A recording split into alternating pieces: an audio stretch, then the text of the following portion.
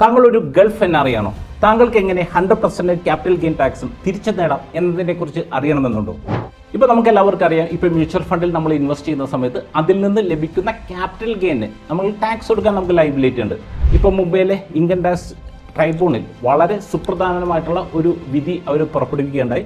അതായത് ഇപ്പോൾ India government ഇപ്പോൾ ഒരുമിക്ക രാജ്യങ്ങളായിട്ട് സൈൻ ചെയ്തിരിക്കുന്ന ഒരു എഗ്രിമെൻ്റാണ് ഡബിൾ ടാക്സേഷൻ അവോയ്ഡൻസ് എഗ്രിമെൻറ്റ്. അതായത് ഇപ്പോൾ ഡബിൾ ടാക്സേഷൻ അവോയ്ഡൻസ് എഗ്രിമെൻറ്റ് പ്രകാരം ഇപ്പോൾ ഒരു NRI ആയിട്ടുള്ള ഒരു വ്യക്തിക്ക് ഇന്ത്യയിൽ ടാക്സ് കൊടുക്കാൻ ലയബിലിറ്റി ഇല്ല എന്നതാണ് അവർ പറഞ്ഞിരിക്കുന്നത്. അപ്പോൾ നോർമൽ സിറ്റുവേഷനിൽ ഇപ്പോൾ ഒരു UAE നിന്നുള്ള ഒരു ഇൻവെസ്റ്റർ ഇപ്പോൾ ഇന്ത്യൻ മ്യൂച്വൽ ഫണ്ടിൽ നിന്ന് ഇൻവെസ്റ്റ് ചെയ്ത് കഴിഞ്ഞാൽ അതിൽ നിന്ന് ലഭിക്കുന്ന പ്രോഫിറ്റിന് അദ്ദേഹത്തിന് ഇന്ത്യയിലല്ല ടാക്സ് കൊടുക്കാൻ ലയബിലിറ്റി ഉള്ളത്, അദ്ദേഹം വസിക്കുന്ന UAE അദ്ദേഹത്തിന് ടാക്സ് കൊടുക്കാൻ ലയബിലിറ്റി ഉള്ളത്. പക്ഷേ UAE അദ്ദേഹത്തിനെ സംബന്ധിച്ച് അവിടെ നമ്മൾ നോക്കിക്കഴിഞ്ഞാൽ അദ്ദേഹത്തിന് അവിടെ പ്രത്യേകിച്ച് ഇപ്പോൾ ഇൻകം ടാക്സ് ഒന്നും ഇല്ലാത്തതുകൊണ്ട് അവിടെയും അദ്ദേഹത്തിന് ടാക്സ് കൊടുക്കാനുള്ള ലയബിലിറ്റി ഇല്ല. NRI ആയിട്ടുള്ള ഒരു മിക്കവരും തന്നെ ഇപ്പോൾ മ്യൂച്വൽ ഫണ്ടിൽ ഇൻവെസ്റ്റ് ചെയ്യുന്നുണ്ട്. അപ്പോൾ അവർക്ക് ടാക്സ് 100% ടാക്സ് ഫ്രീ ആക്കുന്നതിന് വേണ്ടിയുള്ള വളരെ ഇമ്പോർട്ടൻ്റ് ആയിട്ടുള്ള ഒരു ഇൻഫർമേഷനാണ്